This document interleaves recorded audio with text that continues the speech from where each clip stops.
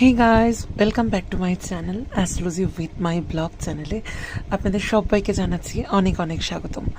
আশা করি আপনারা সবাই ভীষণ ভালো আছেন। আজ আমি আপনাদের সাথে শেয়ার করতে চলেছি আমার প্রিয় মীন রাশির জাতক জাতিকাদের আগামী মে মাসের সম্পূর্ণ ভবিষ্যৎবাণী।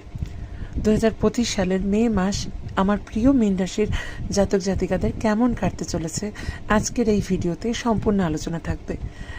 আমাদের প্রিয় মীন রাশির জাতক জাতিকাদের কবে চাকরি হবে বা যারা চাকরি বা ব্যবসার সাথে যুক্ত আছেন তাদের কতটা উন্নতি হতে পারে কর্মক্ষেত্রে, এবং যাদের বিয়ে হয়নি তাদের বিয়ে কবে হবে, তাদের প্রত্যাশা কবে কবে কতটা পূরণ হবে, ওভারঅল মিলে পুরো ভবিষ্যৎবাণী আমি এই একটি টাইমলেস রিডিংয়ের মাধ্যমে শেয়ার করতে চলেছি।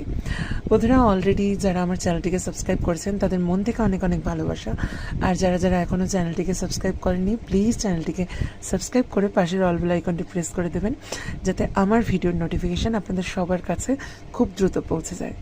বন্ধুরা, এটি একটি টাইমলেস রিডিং, সুতরাং মীন রাশির জাতক জাতিকারা যে যেখানে বসে যখনই আমার এই ভিডিওটি দেখবেন তাদের সাথে জেনারেট করে যাবে।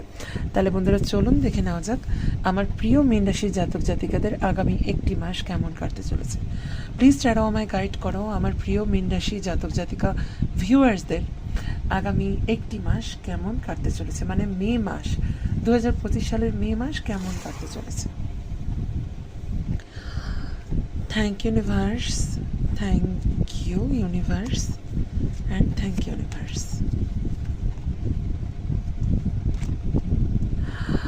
গাইজ, আমি যেটা বলবো সেটা খুব মনোযোগ সহকারে চলবেন। সতর্কতা সতর্কতা সতর্কতা। আপনাদের মে মাস, গোটা মে মাস আপনাদের ভীষণভাবে সতর্ক থাকতে হবে।